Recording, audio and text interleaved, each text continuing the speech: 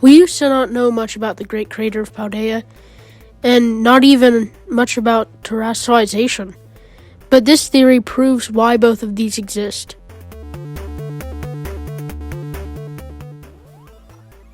Welcome back to the channel, guys. If you could go ahead and drop a sub and a like, that'd be great. We're just a small channel trying to spread some Pokemon content.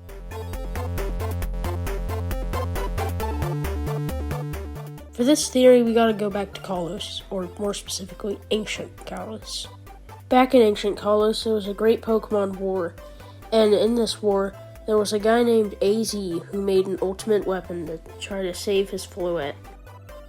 It was made of crystals, the same type of crystals that we see when we terrestrialize. But this weapon was also used to win the Pokemon war. In the Pokemon world, Paldea is based on Spain and Kalos is based on France, which are right next to each other in the real world. This lines up with the games because in the games there's a blacked out part of the map that we can't go to. Also, Terapagos used to be an abundant Pokemon in Paldea, but now it's almost extinct. That's a very important story detail that I'll get to later.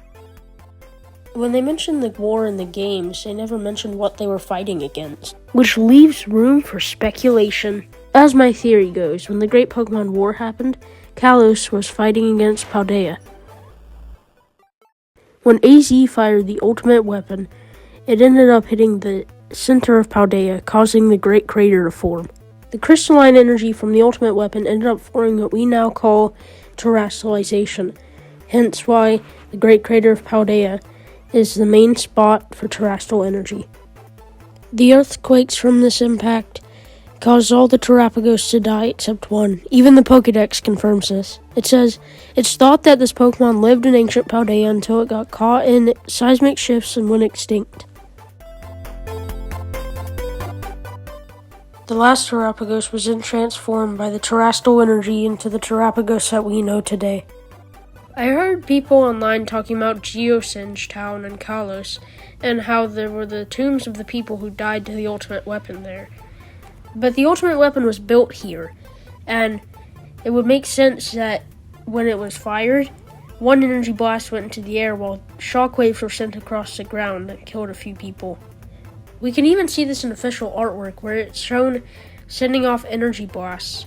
Some other people said that it couldn't be connected to Kalos because the Great War happened 3,000 years ago, and Area Zero is said to be 2 million years old.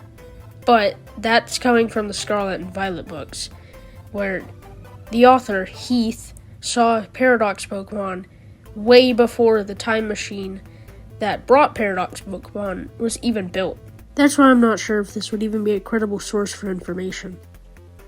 He's also talking about how old the composition of the rocks are, not how long ago the Great Crater of Paldea was created.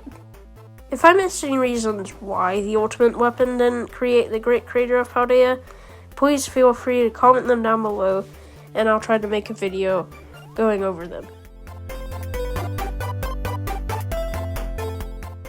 That's how terrestrial energy and the Great Crater of Paldea exist, and also why there's only one Terapagos left in all of Paldea.